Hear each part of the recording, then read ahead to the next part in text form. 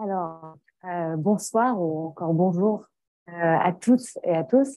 Dernier panel de l'après-midi, après avoir dernier panel des 2 journées. Donc, bravo aux courageux qui sont encore dans la salle et à ceux qui nous écoutent sur Zoom. Donc, après avoir fait un tour d'horizon des différentes règles, on va faire un tour des différents pays. On a la chance d'avoir 4 intervenants pour ce dernier panel. Donc, avec des présentations toujours en lien avec la régulation de l'intelligence artificielle au Brésil, au Canada, en Afrique et au Mexique. Et sans plus tarder, je vais passer la parole à notre intervenant qui se trouve sur Zoom, Mamoudou. Nous t'écoutons. Merci beaucoup. Tout d'abord, je tenais à remercier les organisateurs, particulièrement Céline, qui a abattu un travail remarquable pour rendre cette activité possible. Donc, je remercie tous ceux qui m'ont précédé dans la prise de parole. J'ai écouté avec beaucoup d'intérêt tout ce qui a été dit sur la régulation de l'IA. J'espère que vous m'entendez bien. D'accord. Donc, voilà. Donc, même si le thème de mon propos, c'est l'Afrique, je vais insister particulièrement sur le Sénégal. Donc, c'est l'une des technologies où l'Afrique n'a pas accepté d'être à la traîne. Donc, l'intelligence artificielle a émergé au même titre que dans tous les continents et dans tous les pays. Et ces problématiques ont été saisies au fur et à mesure qu'elles se posaient. Et nous sommes dans une dynamique globale qui englobe une réflexion à la fois planétaire autour de l'intelligence artificielle, mais aussi qui est centrée sur les préoccupations des pays africains de part et d'autre. Certains d'entre vous ont pu le noter, la plupart des pays africains aujourd'hui ont soit une politique nationale en termes d'intelligence artificielle et de sa régulation, soit sont en train de faire de l'intelligence artificielle une priorité. Donc, ce à quoi nous assistons pour aller dans le vif du sujet, c'est un mécanisme qui englobe deux tendances. Une tendance globale qui vient pour être partagée avec les pays africains. C'est toute l'action de l'UNESCO, toute l'action des Nations Unies, l'action de l'Union africaine, par exemple, l'action des Nations Unies à travers l'UNECA en Afrique, c'est-à-dire les perspectives économiques. Mais aussi, il y a un mouvement du bas vers le haut, c'est-à-dire les politiques nationales de régulation de l'IA qui tendent à faire émerger un modèle centré sur les préoccupations de l'Afrique. Comment cela se déroule concrètement?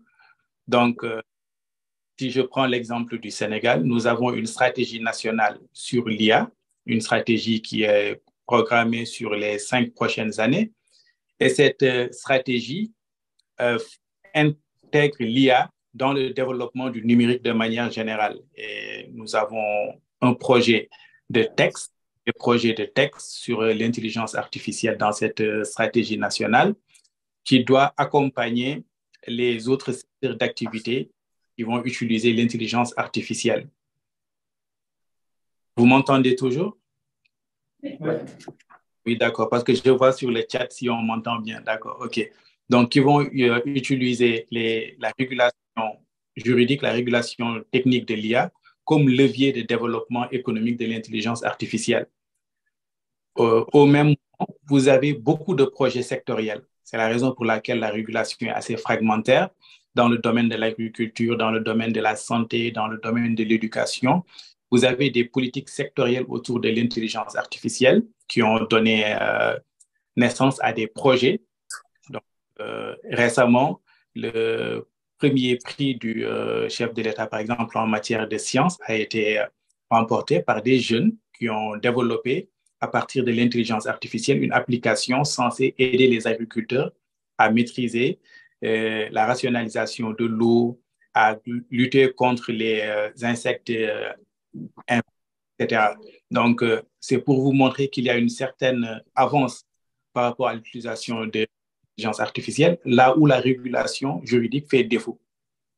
Nous n'avons pas proprement parlé un texte spécifique qui interroge les problématiques autour de l'intelligence artificielle, sauf 2 projets de loi. un premier projet de loi sur la protection des données à caractère personnel, où il y a une régulation directe de l'intelligence artificielle, et des projets de loi avec le ministère des Télécommunications et de l'économie numérique, qui envisage de doter le Sénégal d'une régulation spécifique à l'intelligence artificielle, mais d'une régulation globale.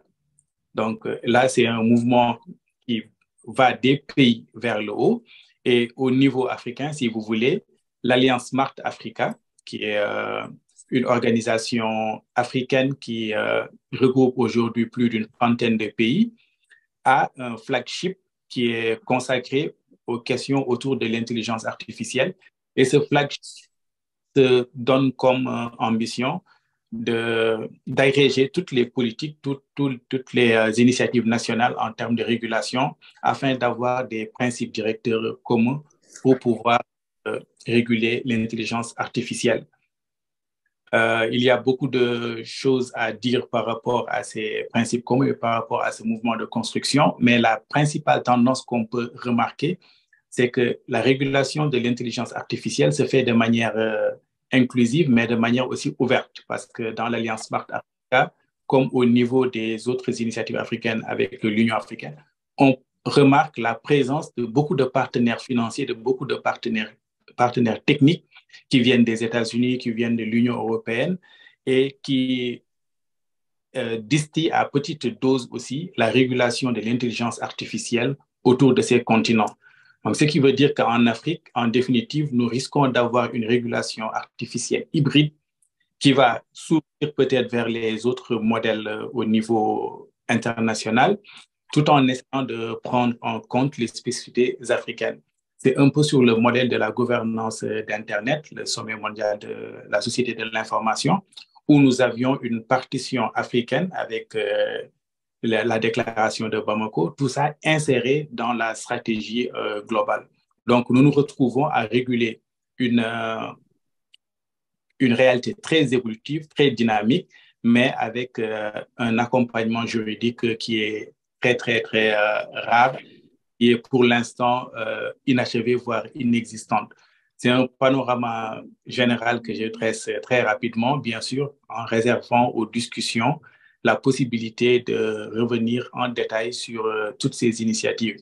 Donc, juste pour conclure cette première prise de parole que j'ai voulu très brève, aujourd'hui en Afrique, nous assistons à deux mouvements. Un mouvement ascendant des pays vers le continent, qui est marqué par une approche fragmentaire, nationale, et un mouvement descendant qui vient des organisations internationales et qui essaie d'harmoniser toutes les initiatives nationales. Voilà, je vous remercie et je reste bien sûr attentif aux discussions où nous allons pouvoir faire beaucoup plus approfondir. Merci beaucoup, Mamoudou. Je pense qu'on va passer tout de suite la parole à Sergio Branco, qui va nous parler de l'intelligence artificielle au Brésil. Merci. Merci à toutes et tous qui sont encore là après des jours de conférence. Cette conférence qui est impeccable en forme et contenu. Merci Céline et Jessica aussi pour l'organisation. C'est un plaisir d'être ici et je dois avouer que moi-même, je suis presque une victime de l'intelligence artificielle parce que pendant beaucoup de semaines, j'ai écrit des messages à Céline en français, parfois des messages longs, mais la vérité, c'est que j'écrivais les messages en anglais ou au portugais et demandais à Google Translator pour traduire les messages en français. Et je pense que c'est pour ça que Céline pense ou a commencé à croire que je peux faire une présentation en français. Et ça n'est pas vrai. Et c'est pour ça que j'ai écrit ma présentation. Et je vais lire ma présentation. Et ça sera mieux pour moi, mais certainement beaucoup mieux pour vous. Et aussi, mais pourtant, je jure que c'était moi qui ai écrit la présentation et pas ChatGPT. Je jure. Eu juro, exactement. Donc, je vais parler de trois choses. Un, le premier projet de loi brésilien sur l'IA, sur lequel mon texte dans les livres a été écrit, et les projets de loi suivants, plus récents, qui remplacera probablement le projet de loi précédent. Et trois, je vais faire quelques considérations sur une réglementation de l'IA au-delà de la loi. Ainsi, à la fin de ma présentation, qui sera brève, j'espère, vous pourrez tous, 1. Identifier les caractéristiques du premier projet de loi brésilien. 2. Comprendre comment le deuxième projet de loi est plus aligné avec la loi européenne ou les projets de loi européens sur l'IA. Et 3. Se souvenir d'une observation très importante que Philippe, à mon côté, fait dans son texte que je vais partager avec vous. Alors, allons-y. Je viens du Brésil où la réglementation de l'IA en est à ses débuts. Et c'est le premier problème auquel je dois faire face. Quand j'écris les textes qui est dans ces livres-ci, j'ai utilisé comme base un premier projet de loi très court, très direct, mais évidemment inefficace. Le projet était très général et établissait des principes et lignes directrices pour le développement de l'intelligence artificielle au Brésil. Après son approbation à la Chambre des représentants le 29 septembre 2021, le texte a été soumis au Sénat pour une nouvelle discussion. Pourtant, le Sénat a lui-même créé un nouveau projet de loi un peu plus robuste qui a été présenté au Congrès brésilien le mois passé. Donc, c'était après que le texte était écrit et publié. Cela veut dire qu'on a pour le moment 2 projets de loi pour réglementer l'IA au Brésil. Le premier projet contenait des dispositifs sur les points suivants, entre autres. Il n'avait que 10 articles et les articles étaient beaucoup généraux, n'étaient pas si profonds. Article 2, par exemple, la définition de l'IA, nous savons que c'est une chose très difficile d'avoir un consensus autour de la définition de l'IA. 3. Les objectifs des applications de l'IA. 4. Les principes des applications de l'IA, comme le développement technologique et scientifique, la libre compétition, le respect pour l'éthique, la liberté d'expression, la non-discrimination, la sécurité de l'information, etc. 5.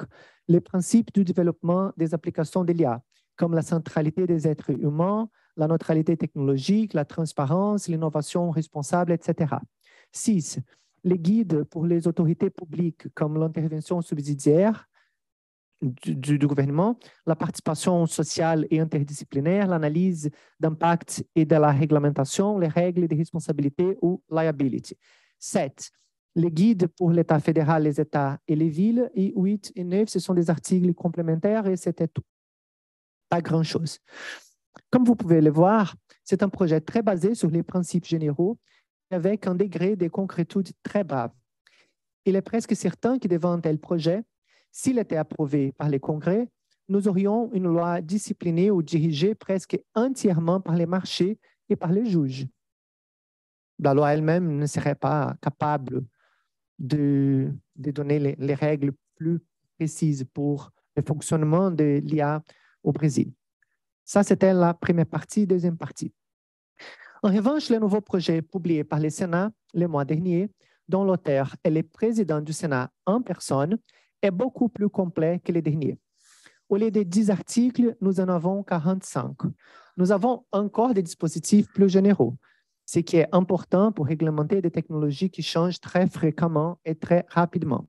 C'est une caractéristique des lois brésiliennes depuis quelques années, surtout quand on veut légiférer sur la technologie. Mais dans ces nouveaux projets de loi, on a aussi des dispositifs sûrs. Par exemple, les droits des humains en face des applications de l'IA, comme les droits de savoir quand l'interaction est avec une IA. Les droits d'explication concernant les décisions apportées par les IA et en conséquence les droits de révision humaine. Les droits à la non-discrimination. Comme en Europe aussi, la classification des applications de l'IA selon les degrés de risque. Il y aura donc des applications interdites parce que le risque est excessif, d'autres au risque élevé et finalement celles permises.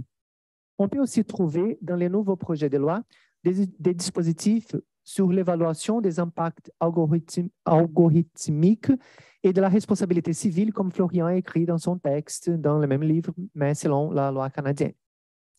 Il y a quelques jours, l'Europe a avancé sur la réglementation de l'IA et le Brésil regarde d'une manière très attentive les résultats de cette prise de décision.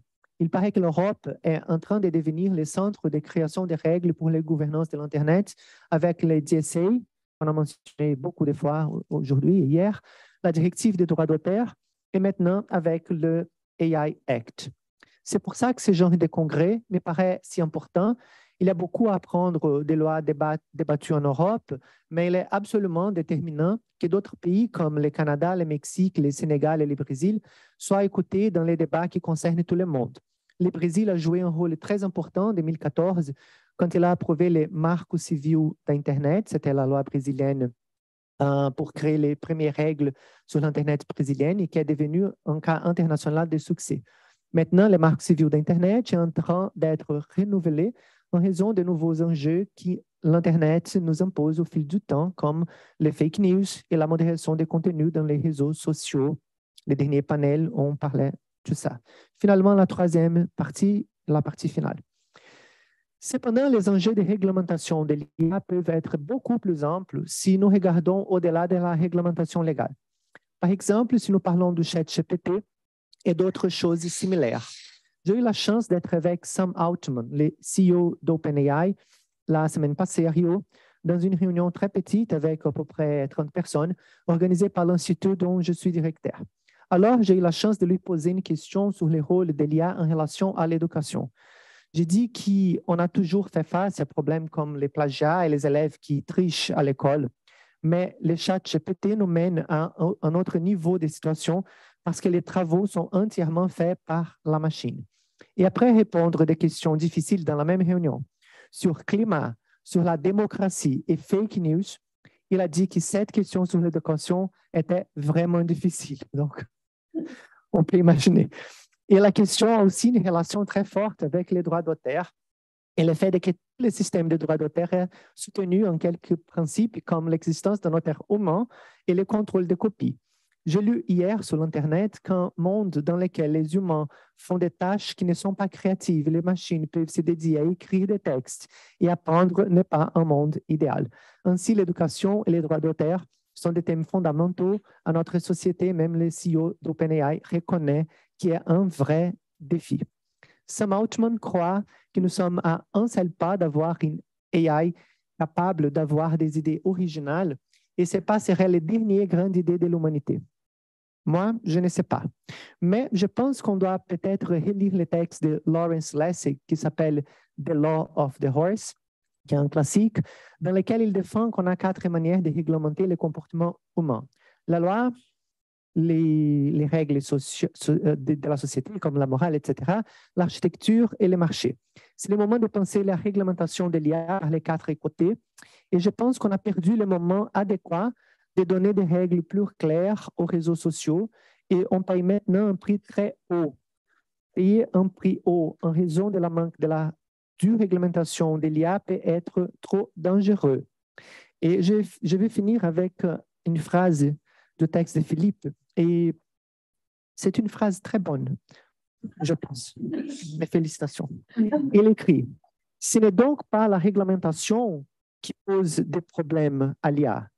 Ce sont certaines de ces applications qui posent des problèmes à nos droits. » Et ça, c'est vrai. La Constitution brésilienne a comme un de ses principes la dignité humaine. Et on doit toujours avoir ça dans les têtes, que c'est la dignité humaine, le centre du monde devrait être. Alors, j'ai remercié une autre fois l'organisation du congrès et j'espère être capable de répondre aux éventuelles questions, même sans l'aide de l'IA. Merci beaucoup. Merci beaucoup pour cette seconde présentation qui soulève de nombreux enjeux. On va immédiatement enchaîner parce que c'était une transition absolument parfaite sur la présentation de Philippe Prince-Trito qui va nous parler de l'intelligence artificielle au Mexique. Merci beaucoup. Merci beaucoup. Je suis vraiment ravi d'être ici. Merci beaucoup pour l'invitation, pour surtout l'organisation du colloque et l'organisation de ce livre fabuleux. Je suis tombé sur un article du New Yorker qui disait « Congress really wants to regulate AI, but no one seems to know how ». Et quand je suis tombé sur cet article, je me suis dit qu'ils n'avaient pas acheté ce livre, à mon avis, qui devrait être dans toutes les bibliothèques, je crois, de personnes qui s'intéressent au sujet parce qu'il offre une vision vraiment globale sur le sujet. Au niveau du Mexique, bon, il y a quelques spécificités nationales déjà dont j'ai parlé dans le livre, mais que j'aimerais bien rappeler. Premièrement, au niveau de, il y a vraiment un enjeu au niveau de la diversité et l'inclusion.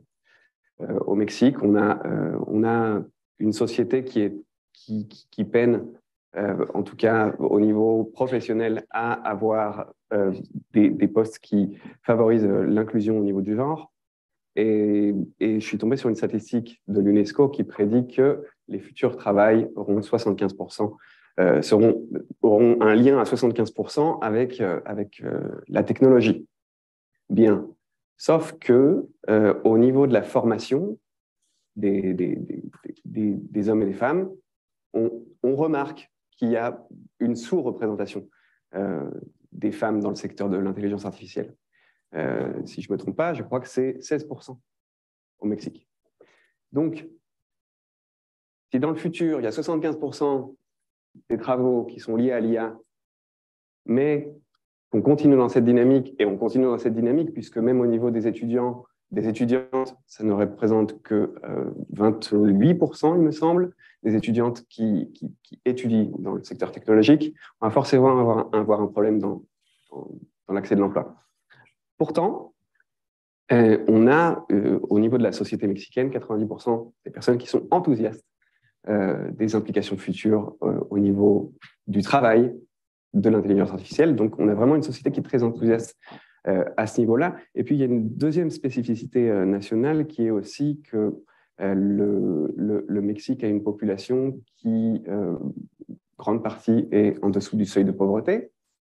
Ce n'est pas spécifique juste au Mexique, c'est spécifique, enfin, c'est toute l'Amérique latine, hein, d'ailleurs. Ce qui, forcément, pose un problème au niveau de l'accès à ces technologies. Donc, bien sûr, l'alphabétisation digitale, mais ça va au-delà. Ça va au-delà parce que ce n'est pas parce qu'on sait se servir d'un ordinateur qu'on comprend les enjeux au niveau de l'intelligence artificielle. Bon. Alors, du coup, dans ce contexte-là, le Mexique fait figure de charnière entre les pays d'Amérique du Nord et les pays d'Amérique du Sud, les pays d'Amérique latine. Le Mexique est un pays d'Amérique du Nord, mais c'est surtout une économie qui est très ouverte. On a une économie où on a des accords commerciaux avec plus de 46 pays. Donc forcément, le Mexique a intérêt à suivre les réglementations internationales en la matière. Donc qu'est-ce qui va s'appliquer directement et qu'est-ce qui va être des orientations? Les orientations, ça va être les principes de l'OCDE. Ça va être le règlement sur l'IA de l'Union européenne.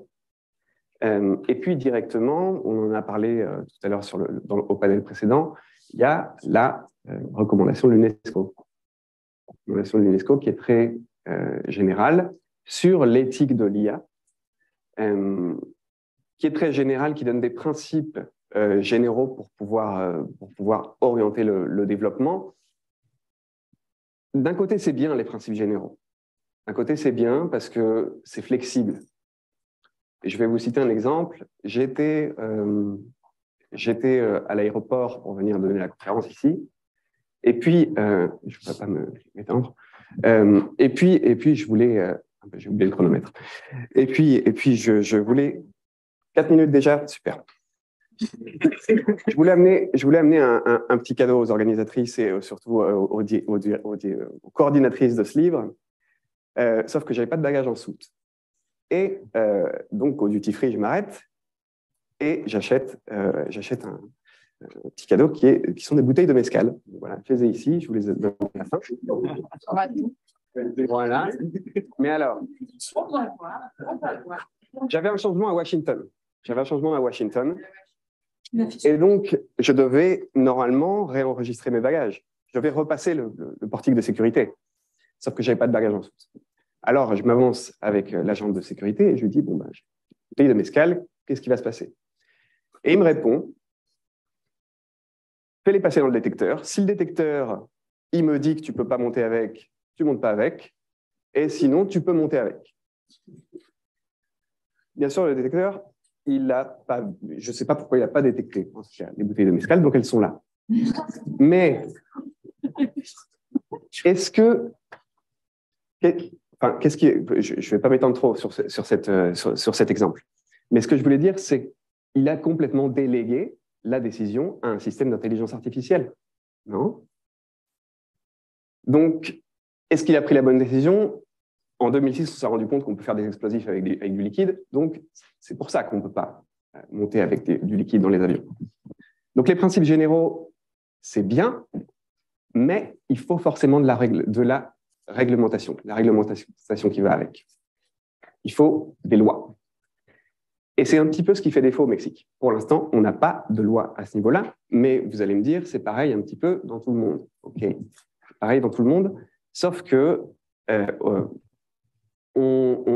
il dénote au Mexique qu'il y a eu une certaine volonté politique avec l'établissement d'une stratégie digitale nationale, un petit peu comme dans d'autres pays dont on a parlé aujourd'hui. Mais ces efforts, ils sont tributaires en fait de volonté politique. Et ce qui se passe au Mexique, c'est que tous les 6 ans, quand change la présidence de la République, eh bien, si le parti change, on va avoir un remplacement total de l'administration qui va avec. Non? Or, le président de la République, c'est lui qui va impulser la stratégie nationale digitale à ce niveau-là.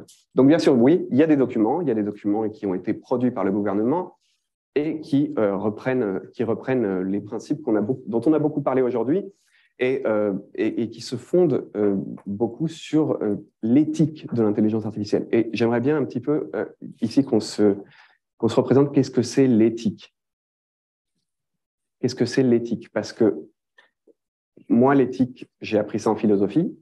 Ce n'est pas un adjectif. Ça ne veut pas dire que quelque chose est éthique. Est-ce que c'est un nom? Mais surtout, avec l'éthique, on peut justifier un petit peu n'importe quoi.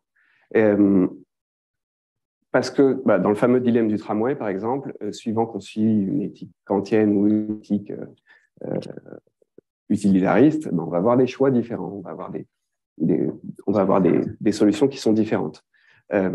Donc, le risque, ça c'est le premier risque au niveau de cette recommandation sur l'éthique. Le deuxième, c'est que aussi, merci beaucoup, l'analyse éthique qui est proposée dans la recommandation de l'UNESCO, elle est très très large. C'est-à-dire que c'est pas juste une balance sur les droits et libertés fondamentaux qu'on est en train de faire. On va prêter à l'intelligence artificielle des objectifs qui sont censés vraiment être une béquille pour les droits de l'homme.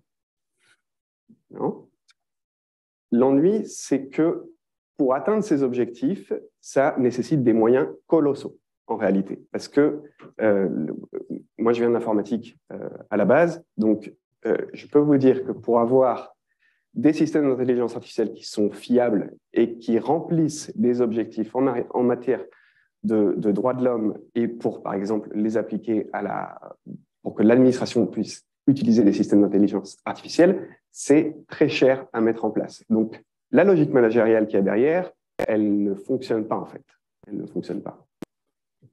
Bien. Donc, pour terminer, parce que je crois qu'il ne me reste qu'une seule minute, au niveau de la stratégie digitale nationale, elle reprend les 5 objectifs qui sont gouvernement et services publics, qui sont recherche et développement, avec une loi qui a été révisée récemment, la loi sur la science et la technologie, qui a été révisée récemment, et qui ne mentionne pas l'intelligence artificielle, et capacité, compétences, éducation, données, infrastructures numériques, et enfin, éthique et réglementation. Je ne vais pas rentrer dans le détail parce que tout est dans le livre, bien sûr, et il me semblait important surtout d'insister sur ces principes généraux. Mais souvent, on entend, et je voudrais conclure là-dessus, on entend souvent que le droit est à la traîne, et on entend souvent, en tout cas au Mexique, que le Mexique est à la traîne en ce qui concerne l'intelligence artificielle. Et je voudrais apporter un petit bémol là-dessus, parce que ce n'est pas parce que, effectivement, le Mexique n'a pas le vent en poupe au niveau de la production d'applications qui mobilisent l'intelligence artificielle, qu'il est à la traîne de quoi vraiment en fait, hein? Parce que peut-être que ce retard en fait, ce retard entre guillemets dans l'implémentation de systèmes d'IA, ça évite de considérer la société mexicaine comme un laboratoire à ciel ouvert pour l'intelligence artificielle. Et peut-être que justement, il est urgent d'attendre en fait et d'évaluer et de peser les différents intérêts qui sont en présence. Voilà, ce sera tout. Alors, merci beaucoup. Pareil, sans transition, presque pas. Pour laisser le plus de temps à la discussion, on va écouter une présentation que j'ai lue avec aussi beaucoup d'intérêt, comme toutes les autres, de Florian Martin Barito sur l'IA au Canada. Bonjour à toutes et à tous. Tout d'abord, je pourrais faire une présentation de 45 minutes sur ton histoire avec le mezcal. Pardon, fais attention au retour, le vin de glace lancera une alerte si tu veux ramener du vin de glace du Québec. Mais si c'est scellé, c'est bon pour y revenir. Donc, tout d'abord, pour continuer, même si je suis le dernier orateur de ces 2 jours, merci Céline et Jessica, et aussi toute l'équipe des assistantes et assistants de recherche qui ont vraiment soutenu ce processus d'édition, fait les traductions et l'organisation de la conférence. Donc, un gros merci à Miché et au reste de l'équipe. Et donc, pour ce livre, pour ce pavé, comme on l'a appelé pendant ces 2 jours, j'ai commis un chapitre assez général sur le Canada, qui reprend d'ailleurs certains points développés dans d'autres chapitres et qui les met en conversation, les articule avec d'autres éléments. Je parle beaucoup de choses, notamment parce que je ne sais pas dire non et que souvent Céline m'envoie des petits courriels. Oh, est-ce que tu pourrais se parler de ça, s'il te plaît? Est-ce que tu pourrais parler de ça? Donc, je rajoutais. Donc, oui, c'est assez long, je m'en excuse. Mais pour mes remarques introductives, aujourd'hui, je vais me concentrer sur 2 points pour présenter un peu la manière dont le droit canadien ou le Canadien s'est saisi de questions en lien avec l'IA, les développements législatifs, en prenant un cas de droit administratif et ensuite le cas du secteur privé. Donc 2 parties, pour faire plaisir à Vincent, pour une fois, et droit public, droit privé, pour ne pas prendre de camp et pas vexer qui que ce soit dans la salle. Mais néanmoins, je te disais, Vincent, je vais faire un petit titre préliminaire sur certains enjeux constitutionnels pour faire écho à ce qui avait été discuté dans le panel précédent. Et pour ceux qui ne sont pas très au fait, merci, des enjeux canadiens. Si vous pensez que ça peut être compliqué dans l'Union européenne, non, c'est très, très facile. Donc, il est important de souligner que le gouvernement du Canada, c'est sûr, c'est un acteur essentiel au niveau fédéral pour permettre la mise en place d'un encadrement des systèmes d'IA, mais il ne peut pas agir seul. Les gouvernements provinciaux et municipaux doivent prendre part à la conversation et certains développements numériques clés relèvent en fait de leurs compétences propres. Alors, vous me direz, les questions de compétences juridictionnelles ne sont pas nouvelles dans plein de pays, surtout quand on parle de numérique à l'échelle du globe. Mais au Canada, elles peuvent être assez compliquées pour être très polies. Donc, dans le secteur public, c'est la partie la plus simple où chaque niveau de gouvernement a la compétence pour légiférer, réguler ses propres cadres de droit administratif. C'est dans le secteur privé que ça devient plus intéressant. Ça fait beaucoup, beaucoup de travail pour le professeur de droit et pour les avocats. On a des compétences exclusives à chaque niveau, mais aussi des compétences partagées. Par exemple, le droit de la concurrence relève du fédéral, mais le droit de la consommation et la protection des consommateurs est considéré comme une compétence provinciale.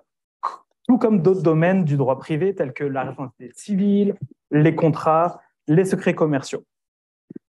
Par contre, parfois, on utilise aussi le droit criminel, qui relève, lui, de la compétence fédérale, pour venir légiférer des questions de, par exemple, secrets commerciaux ou d'intelligence artificielle, comme le projet fédéral qui est présentement devant la Chambre des communes et dont je vous parlerai dans quelques instants.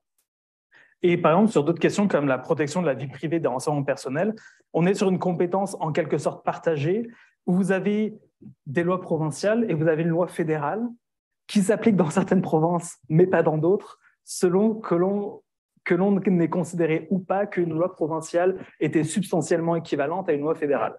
Donc, c'est vraiment compliqué.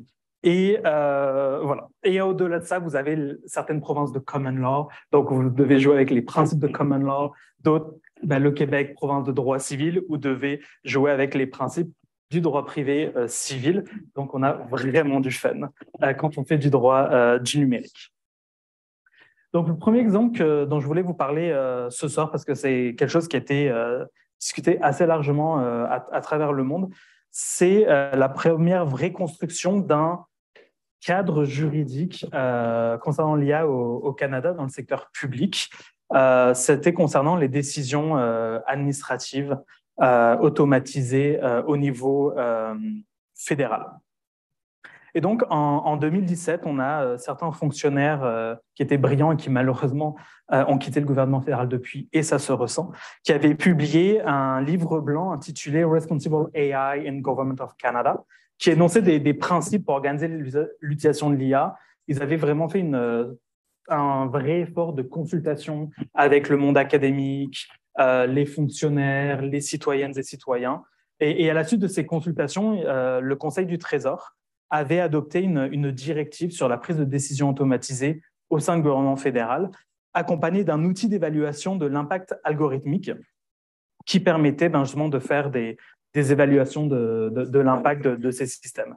Et s'appuyant sur les principes du droit administratif, la directive établit des exigences procédurales, y compris des audits et des explications, afin de remédier à l'opacité et au biais systémique dont on a parlé depuis 2 jours, pour tout système, outil ou modèle statistique utilisé pour recommander ou prendre une décision administrative dans les départements et agences du gouvernement fédéral. Et donc, la directive établit un certain nombre d'exigences pour l'acquisition, le déploiement et l'exploitation de systèmes d'IA, avec notamment une obligation d'avis préalable vis-à-vis de l'usager du gouvernement.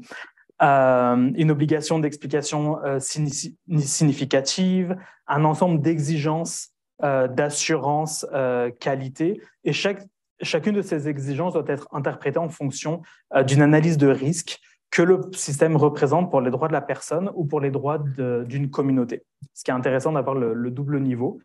Et donc, pour ces analyses d'impact algorithmique, l'administration doit évaluer si la décision est prise par le système peut avoir des effets sur les droits de l'individu ou des collectivités, la santé ou le bien-être, les intérêts économiques, on a toujours un peu quand même les intérêts économiques, mais d'un individu, d'une entité ou d'une collectivité, et aussi la durabilité continue d'un écosystème. Et ces critères doivent être évalués sur une échelle de 1 à 4.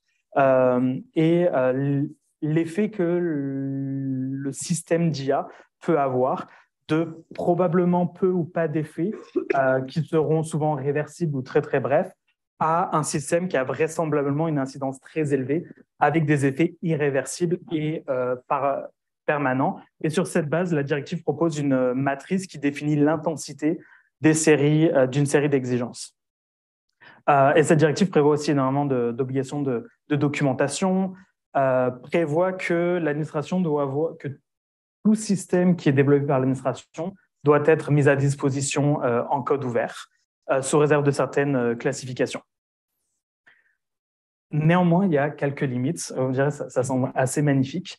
Et il y a un certain nombre de limites. Tout d'abord, ça ne s'applique pas à toutes les décisions, à tous les départements et à toutes les agences. C'est une liste assez restreinte.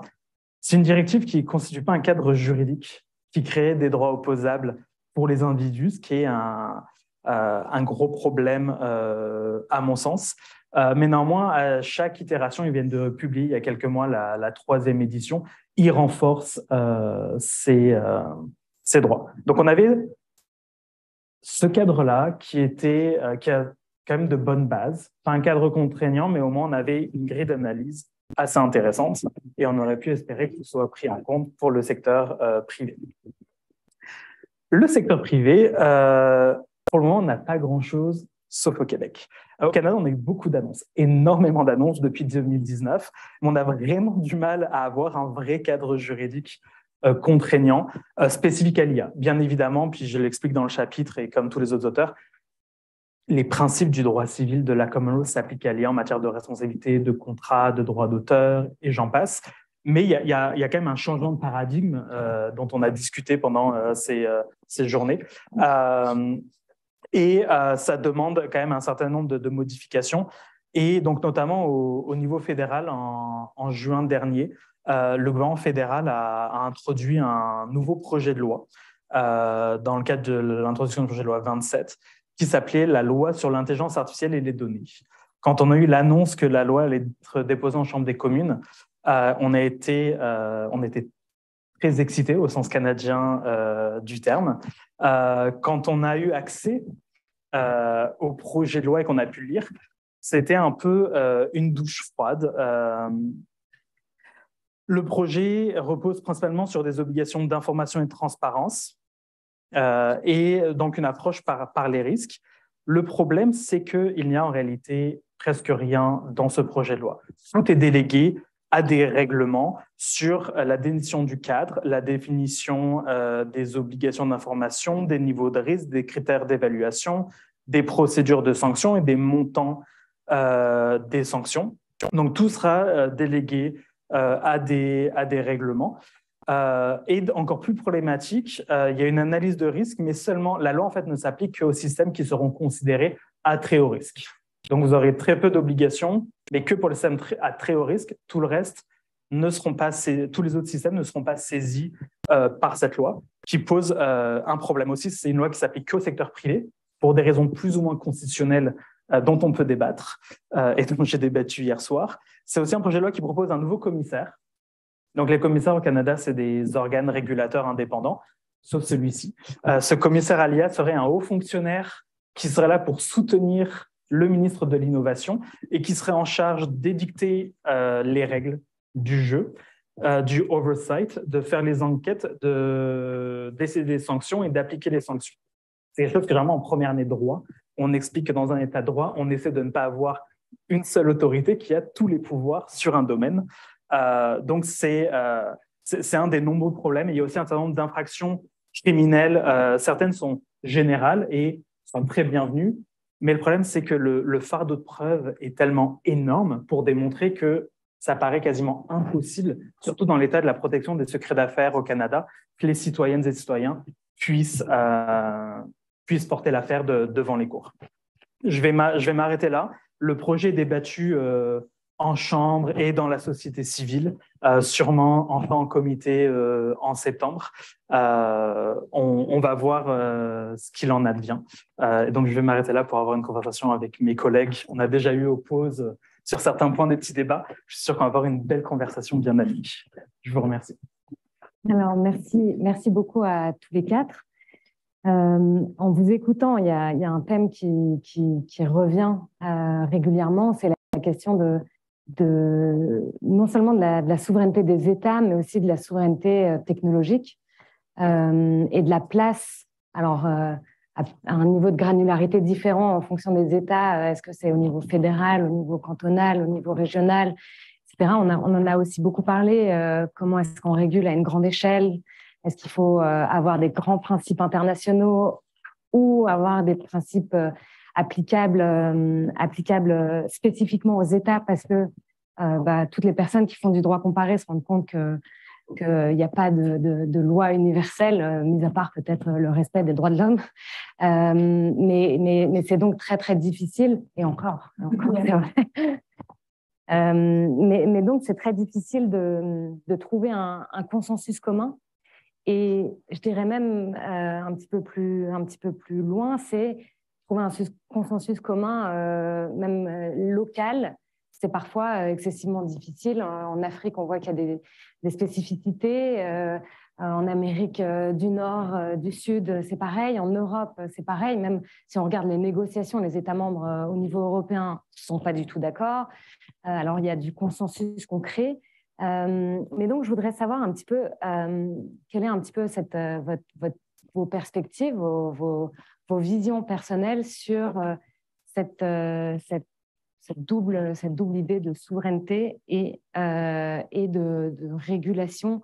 Alors, on pourrait parler de droit du numérique en général ou même du droit, mais là, on va plutôt s'intéresser juste à l'intelligence artificielle.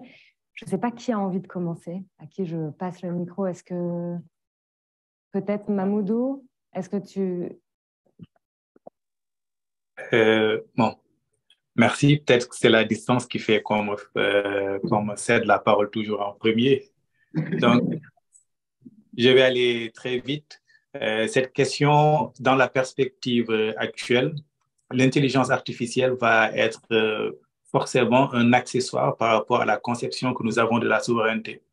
Donc, quelle que soit l'application, quel que soit l'usage, l'intelligence artificielle sera appréciée au prisme de la conception que nous avons de la souveraineté. Et comme pour l'instant, cette souveraineté est très nationaliste, donc les questions qui sont considérées comme étant des questions prioritaires au sens de la souveraineté dans l'entendement du droit constitutionnel, dans l'entendement politique, seront d'abord privilégiées et l'intelligence artificielle deviendra forcément un accessoire. Sauf si on pense régulation globale et selon le modèle onusien ou autre, où les questions de souveraineté seront discutées à un niveau beaucoup plus large. Voilà, pour ne pas trop monopoliser la parole. Oui, merci beaucoup.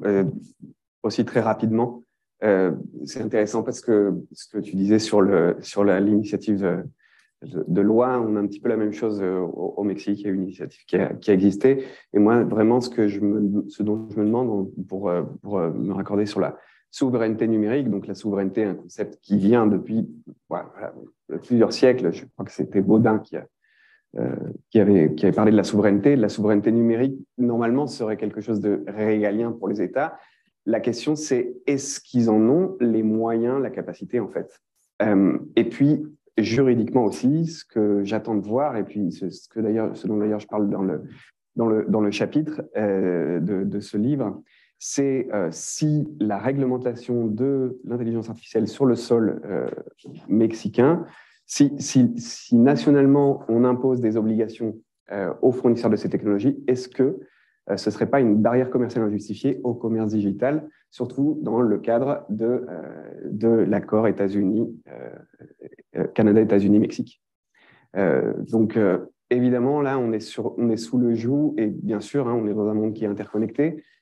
Donc, la bonne nouvelle, c'est que, justement, on l'a vu dans le panel précédent, il y a quand même, on tente d'harmoniser les règles. Et bon, le Mexique, sur ce point-là, a quand même une place de choix. Je veux dire, c'est un pays qui est observateur et qui participe dans la négociation de bon nombre de ces instruments internationaux. Mais bien sûr, c'est une question qui est quand même très compliquée et sur laquelle on a, je crois, pas encore de réponse, en fait. Mais je laisse mes collègues aussi. Merci. Et parfaite transition, parce que justement, je voulais parler de l'accord avec les États-Unis.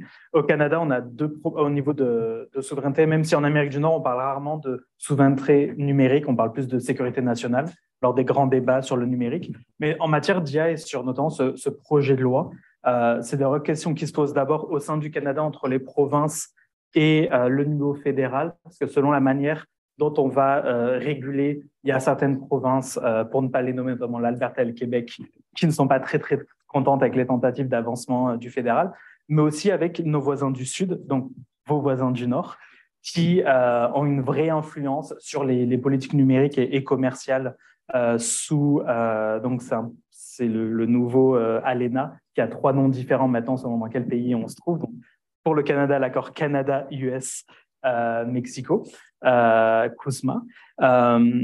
Et c'est un vrai problème, notamment dans le cadre du projet de loi, parce que certaines annonces du ministère de l'Innovation du Canada ont été faites juste après des rencontres du G7 où, en gros, il s'est fait critiquer par l'UE, ou quand l'administration Biden a appelé le bureau du Premier ministre ou du ministre de l'Innovation pour critiquer le fait qu'ils allaient un peu trop de l'avant et que les big tech américaines n'étaient pas contentes. Donc, on a un peu ce problème. Et dans le projet de loi, c'est aussi pour ça qu'il y a un certain nombre d'experts qui critiquent le fait que ce soit une coquille vide tout délégué à des règlements, parce que ces règlements, c'est ce ministre de l'Innovation qui, historiquement, surtout sous le ministre actuel, est très innovation, mais aussi le fait qu'il y a des règles de parlementarisme qui sont très particulières au Canada.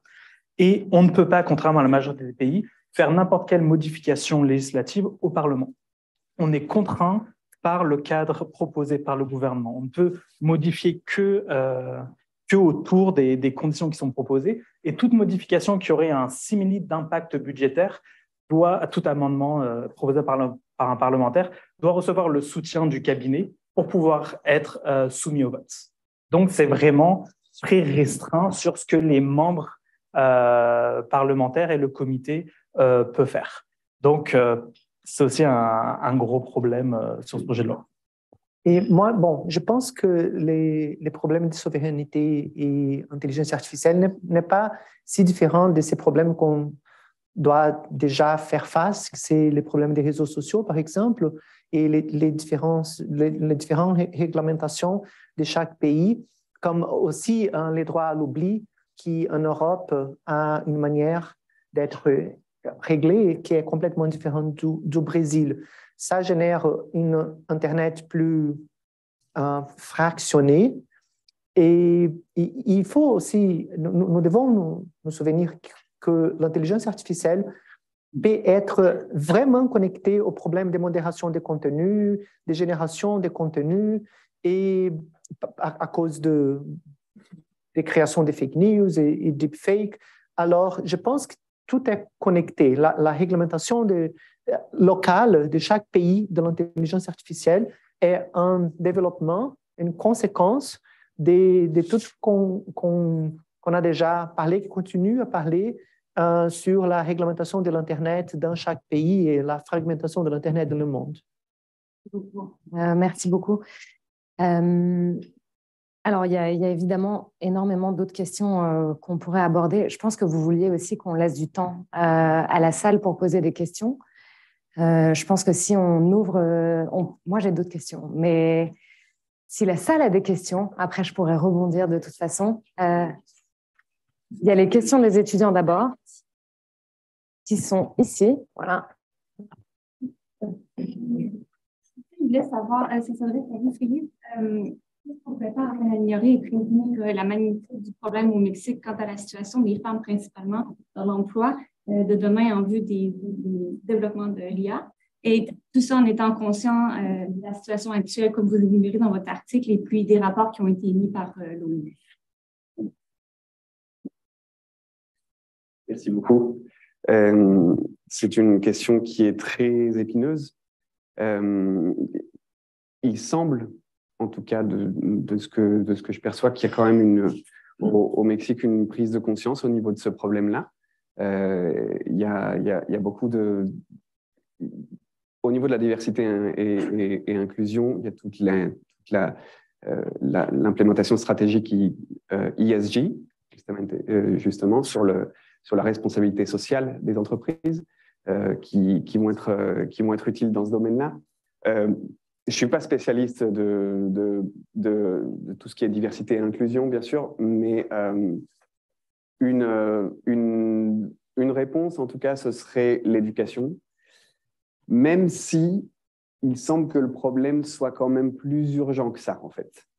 Parce que les changements qui sont en place qui ont lieu au niveau de la transformation des emplois vont aller plus vite que l'éducation des hommes et des femmes sur le sujet.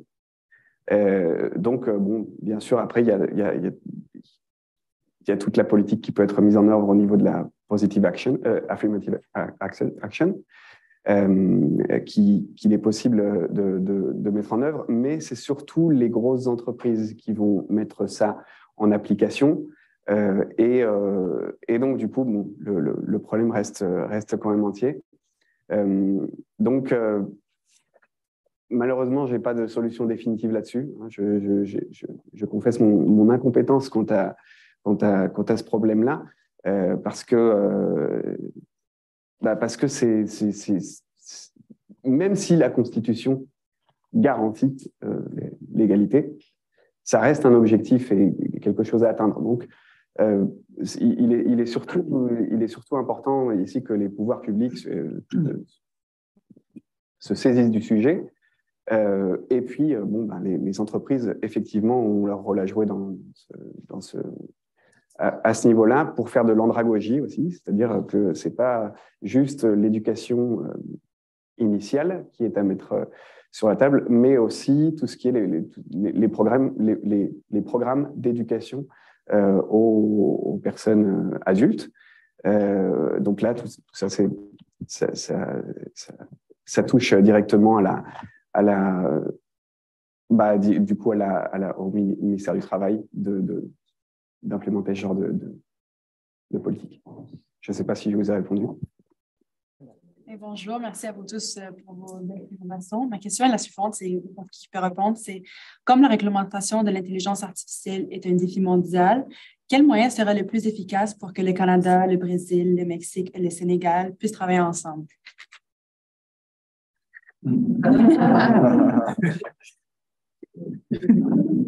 Mamadou, je ne sais pas si vous avez entendu la question.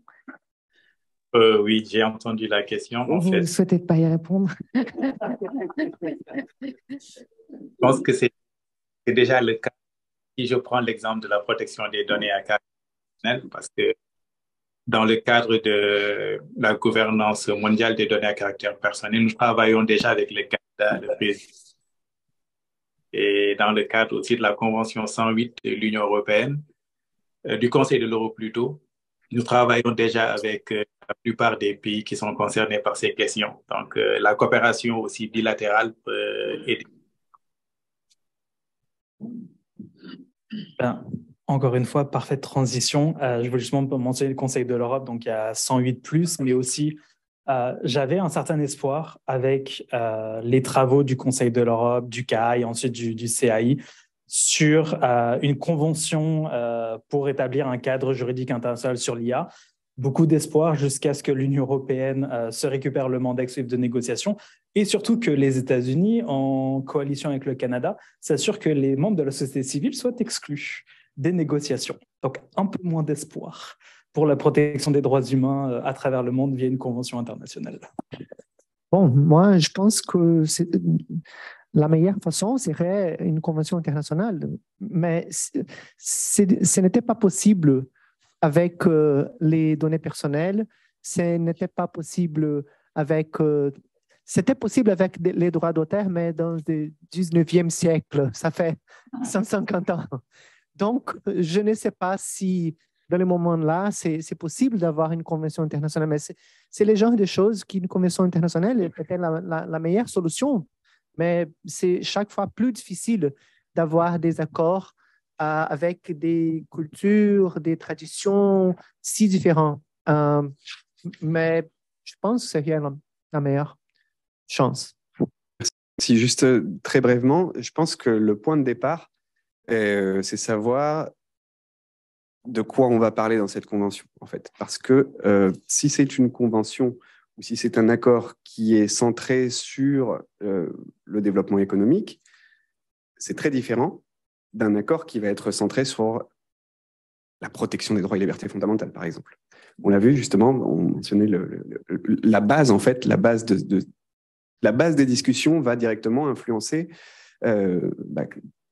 les mesures qui vont être prises. Donc, je pense que déjà, avant de se réunir, il faudrait savoir sous l'égide de quelle organisation internationale. Et à partir de là, travailler. Voilà. J'ai bien une question en fait, que je voulais poser à mes deux copanélistes ce matin, mais je n'ai pas eu le temps. Alors, je la pose à vous. Elle a été suscitée par Florian quand il évoquait que la directive fédérale de publier tant les recommandations que l'évaluation. Et on pensait que c'était une des solutions que l'on peut dire dans l'article de pas sur conclusion, mais je n'ai pas lu que la conclusion. Il essaye d'identifier des contrepoints, c'est des contre-pouvoirs, pardon. Des contre-pouvoirs et il va identifier 3, la participation, l'application des PAE, qui n'est pas obligatoire et qui est dans cette directive, ce qui a un super résultat, même si c'est une norme molle. Et puis le 3e, c'était avoir il a cité aussi, une personne dédiée, un DPO dans le domaine de l'IA. Et ce qui existe dans le projet fédéral, je ne sais pas si vous verriez d'autres contrepoids qui seraient intéressants, envisageables. Et j'aime beaucoup cette idée de contrepoids. On a passé 2 jours, encore une fois, tellement déprimants pour voir l'incapacité de réguler.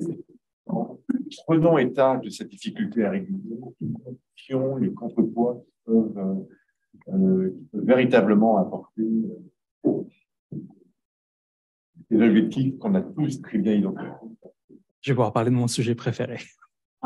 D'abord, sur la question de la documentation, c'est sûr, c'est essentiel, puis c'est important et c'est l'une des choses, même si on ne sait pas vraiment quel type de documentation, le projet de loi C27 va nous proposer. Il va y avoir des obligations de documentation, mais il faut aussi faire attention avec la documentation de ne pas transférer la charge de la preuve sur les consommateurs, sur les citoyens et les citoyens, qu'on n'ait pas une surcharge d'informations. Il faut s'assurer qu'aussi qu'on ait des régulateurs, des experts qui puissent intervenir. Puis on a vu l'effet pervers du surplus d'informations, de la documentation en matière de vie privée, en matière de régulation alimentaire, d'environnement, etc. Donc, il faut faire attention, la documentation, ça ne doit pas être l'alpha et l'oméga et la seule solution. Surtout que souvent, c'est très compliqué, que ça passe via 6 services de compliance, une équipe d'avocats, de 25 avocats, et qu'au final, ce que vous avez dans le document, ça veut plus trop rien dire. C'est plus une communication institutionnelle ou comme corporative de l'entreprise. Donc, il faut faire attention à ça.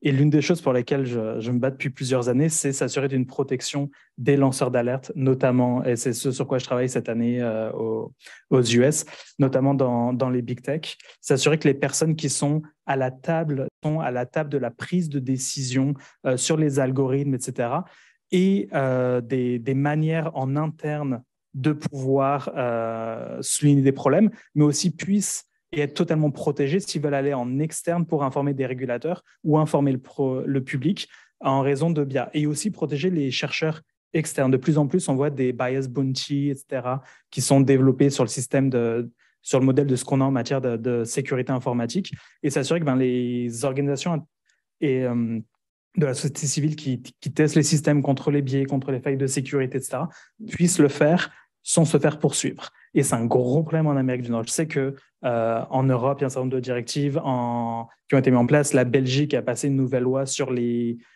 CVDs. J'ai oublié comment est-ce qu'on dit en français, mais les lanceurs d'alerte. Non, mais pas sur les lanceurs d'alerte. Sur les CVDs, c'est la mise Coordinated Vulnerability Disclosures. Le disclosure de vulnérabilité. Ok, je ne sais plus parler français.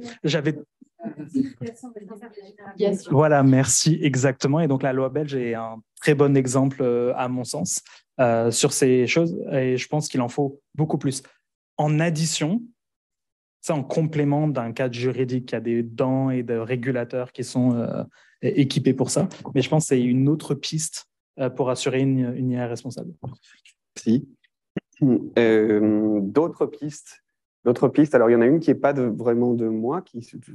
J'ai lu récemment dans un article de Léa Nguyen, que vous connaissez peut-être pour la chaîne Science for All, et qui parle dans un article qui est publié dans La Croix de la présomption de non-conformité. C'est-à-dire qu'à partir du moment où on sort un système d'IA, ou une entreprise va sortir un système d'IA, eh bien, typiquement, un avion n'a pas le droit de vol tant qu'il n'a pas démontré au régulateur la conformité du nouveau produit. Donc, voilà, ça peut être une solution. Il y a tout ce qui est licensing, qui a été évoqué notamment au Sénat des États-Unis quand Sam Altman a comparu, où Sam Altman lui-même a parlé du fait que le licensing pourrait être une solution de vérifier l'innocuité d'un produit d'IA, d'un système d'IA, pardon. Maintenant, ça a aussi ses limites parce que le licensing, ça peut être aussi vu comme une barrière à l'entrée pour d'autres entreprises. Donc voilà. Donc après, la question, c'est savoir, et on revient au thème de la souveraineté numérique, c'est savoir si les États, et notamment le Mexique en ce qui me concerne, va pouvoir imposer ses propres mesures et dans quelles mesures il va être disposé à le faire aussi parce que encore une fois, économie complètement ouverte. Voilà, donc intérêt économique. Je vais prendre le privilège, comme je suis modératrice, de poser une question qui suit celle-ci. J'ai l'impression qu'on touche beaucoup de questions liées à la preuve, changement présomption de non-responsabilité, présomption de responsabilité, documenter pour pouvoir renverser des présomptions, etc. Il me semble, une personne qu'on a un petit peu oubliée, qui est potentiellement la victime, la personne qui va subir les biais, qui va pas être recruté, qui va pas pouvoir même avoir la parole. Et alors, je sais que c'est pas tout à fait dans le cadre du AI Act parce qu'il y a ce projet de directive spécifique sur la responsabilité avec des possibilités d'action. Je me posais la question de savoir si dans les pays que vous avez étudiés, la personne, personne concernée, la personne victime pouvait avoir un droit d'action un peu spécial contre ces systèmes d'information, ou est-ce que c'est encore les autorités de contrôle qui vont nous protéger contre ces systèmes? Je ne sais pas si, Mamoudou, vous avez envie de répondre. Oui, même si je n'ai pas de jurisprudence spécifique, je pense qu'il est tout à fait envisageable d'avoir une action de la victime parce qu'on ne peut pas, par analogie, penser à la révolution industrielle et aux premiers accidents causés par les machines. Donc, on cherchait en cette période un modèle de responsabilité qui sanctionnerait la personne qui profite de cette technologie et qui protégerait la victime. On en est arrivé à la responsabilité objective en excluant la faute puisqu'il était très difficile de l'établir. Donc, je pense qu'avec l'intelligence artificielle, on retrouve plusieurs systèmes. Si l'intelligence artificielle va jusqu'au terme de son développement et qu'on se retrouve avec une intelligence artificielle intégrale, pourquoi pas ne pas reproduire une responsabilité qui est applicable à l'être humain pour faute. Et si l'intelligence artificielle n'est pas aboutie, on se retrouverait aussi dans une perspective de responsabilité objective. Et dans les deux cas, la victime se retrouverait avec une action en responsabilité. Seul le curseur du fondement va changer en réalité. Bon, et mon point de vue pour l'instant par rapport au cas que j'ai pu voir. Bon, les projets de loi brésiliens, les deuxièmes, selon la responsabilité civile, paraît utiliser un principe de responsabilité intégrale. Je vais traduire. Un article n'est pas très long. C'est l'article 27 qui dit « Les fournisseurs ou opérateurs d'un système d'intelligence artificielle qui cause un dommage patrimonial obligés à réparer intégralement, indépendant du degré de l'autonomie du système.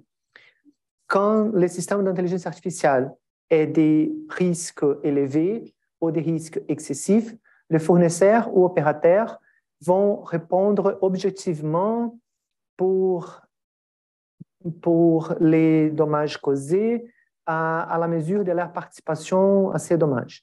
Quand on fait référence à un système d'intelligence artificielle des risques élevés, la faute de l'agent qui cause les dommages sera présumée et on doit appliquer l'inversion de... J'ai aucune idée comment dire en français, mais c'est l'inversion de...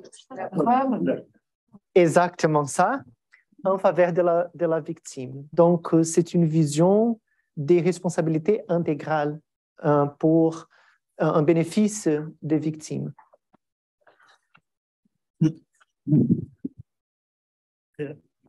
Très rapidement, parce que je pense qu'on arrive sur la fin du temps. C'est l'un des problèmes et l'une des critiques au niveau du projet de loi fédérale aussi, c'est l'absence de droit d'action pour les individus en cas de problème, notamment de manière civile. Il y a un argument qui est... J'ai eu encore des débats hier soir avec les gens du gouvernement, comme quoi ce ne serait pas constitutionnel, mais il y a une manière de le construire. Il y a des problèmes de constitutionnalité, mais il y a des manières de le construire, notamment si on le construit avec la formulation à la brésilienne, ça pourrait passer selon la jurisprudence de la Cour suprême du Canada en matière de propriété intellectuelle, notamment sur la loi sur les marques de commerce. Donc, il y a quand même des manières de faire. Et je pense que c'est quelque chose qui est essentiel, mais malheureusement, c'est le genre de choses qu'on ne peut plus rajouter dans la loi, sauf si ça vient du gouvernement quand ce sera au Parlement.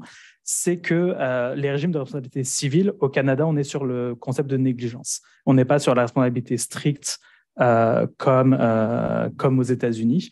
Et donc, et selon le concept de négligence, tant en common law qu'en droit civil, et comment il a été interprété par les cours, en matière d'IA, le remoteness, comme la manière dont le système peut être vraiment assez éloigné de ce que pouvait imaginer le fournisseur de services, il y a possiblement un argument juridique qui pourrait leur permettre de se dédouaner de leurs responsabilités. Donc, c'est pour ça qu'il y a une qu'il y a un courant qui veut qu'on ait un changement statutaire en matière de responsabilité civile au Canada sur ces questions. Oui.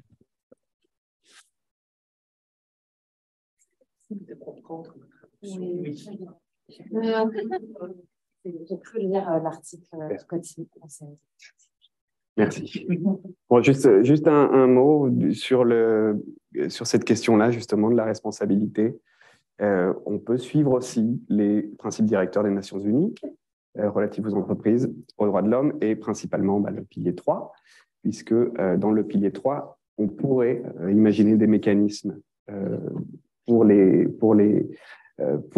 voies de recours effectifs, en fait, et qui seraient obligatoires pour les entreprises. Alors après, c'est un défi technique aussi, hein, parce que typiquement, un modèle d'IA, par exemple, grand